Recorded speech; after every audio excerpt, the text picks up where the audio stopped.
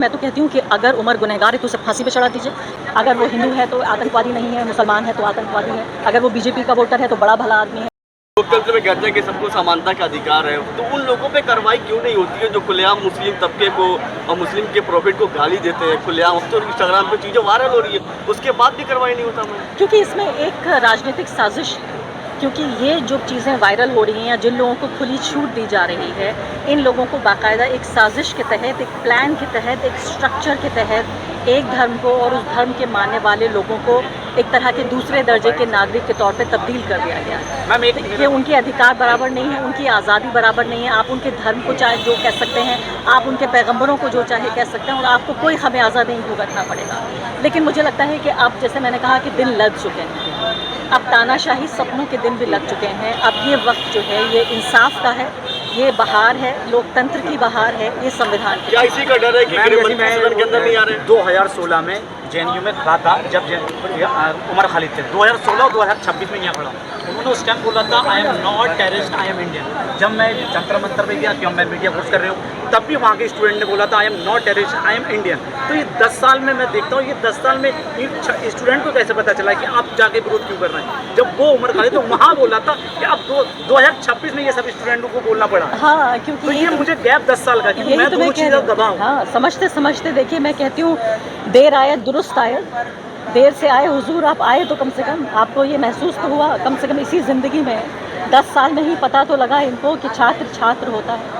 अगर वो हिंदू है तो आतंकवादी नहीं है, मुसलमान है तो आतंकवादी है, अगर वो बीजेपी का वोटर है तो बड़ा भला आदमी है, वो उनसे प्रोटेस्ट कर सकता है। लेकिन अगर विपक्ष का वोटर है तो वो नक्सलवादी है, वो माओवादी है। आप सोचिए, इस तरह की चीज़ें, सिर्फ इतना ही नहीं, आतंकवादी और बहुत तरह की चीज़ें कही गई हैं। हमारे जो तथाकथित मुख्य धारा के दरबारी जो एंकर्स हैं, वो बाकायदा अभी भी अदालतें, अपनी खाप अदालतें लगा रहे हैं और कह रहे हैं कि इनका पैसा बंद होना चाहिए, इनकी जांच होनी चाहिए। तो मैं तो सिर्फ इतना कहूँगी कि देर आए दुरुस्त आए। आप देर से आए तो कम से कम।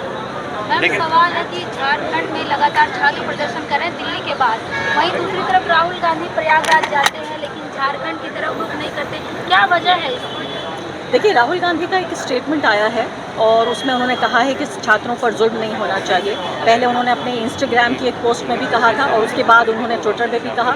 मैं भी उतना ही राहुल गांधी के बारे में जानती हूँ जितना आप जानती हैं।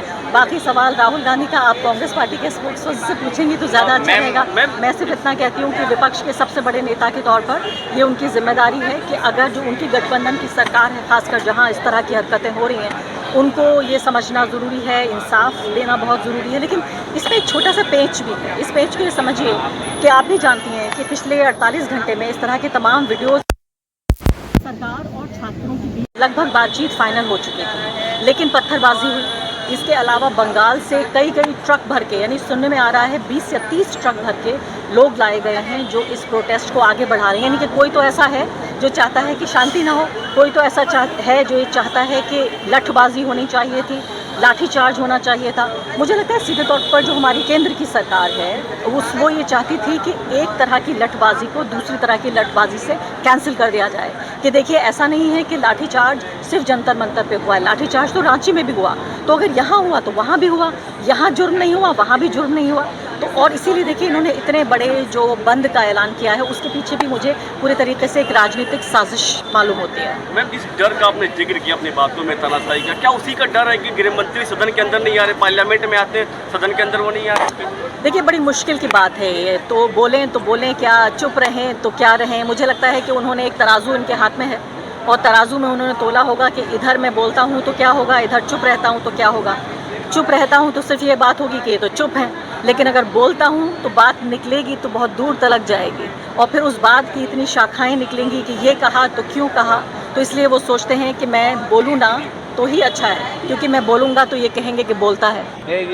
उमर जैसी आवाज़ से सरकारों को कहीं डर तो नहीं लगता, इसलिए बेल नहीं होनी देनी चाहिए? नहीं, मैंने वही कहा कि देखिए, ये एक राजनीतिक फैसला है। अगर ये कानूनी फैसला होता तो हम कहते हैं कि भाई 4 लॉयर्स को बिठा लीजिए और जिरह कर लेते हैं, गवाह सबूत पेश करते हैं और उसके बाद देख लेते हैं। मैं तो कहती हूँ कि अगर उमर गुनहगार है तो उसे फांसी पे चढ़ा दीजिए। भारत के कानून के तहत उमर के ऊपर जो धाराएं हैं उसमें जितनी सबसे सख्त जो सज़ा हो उमर को वो दीजिए। लेकिन सिर्फ मेरी एक इल्तिजा, एक गुजारिश, एक सिर्फ अपील ये होगी हमारे जज साहिबान से कि आप एक बार उसका केस शुरू कर दीजिए। वो दबाव में है सरकार की। ये बात मैं नहीं कह रही हूँ, कई बार ये भी साबित हो चुकी है ये बात कि हमारी अदालतें, न सिर्फ कि निचली अदालतें जो अब तक दबाव में काम कर रही थी, अब तो ये हो गया है कि हमारी जो उच्च अदालतें हैं वो भी दबाव में काम कर रही हैं।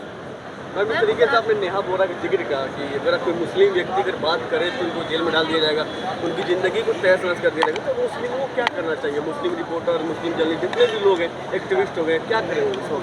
बहुत मुश्किल, बड़ा पेचीदा आपने सवाल पूछा है कि क्या करना चाहिए। मैं कहती हूँ कि आज़ादी एक ऐसी चीज़ होती है और अधिकार भी ऐसी चीज़ होती हैं जिनको आप जितना एक्सरसाइज करेंगे उतना ज़्यादा ये आपको मिलती जाती हैं। देखिए, एक तरह का ये इंडियन स्टेट का, भारत की सरकार का एक मनोवैज्ञानिक युद्ध है ये एक साइकोलॉजिकल वॉरफेयर है। ये चाहते हैं कि 20 करोड़ लोगों को एक तरह की दिमागी जहनी जेल में बंद कर दें।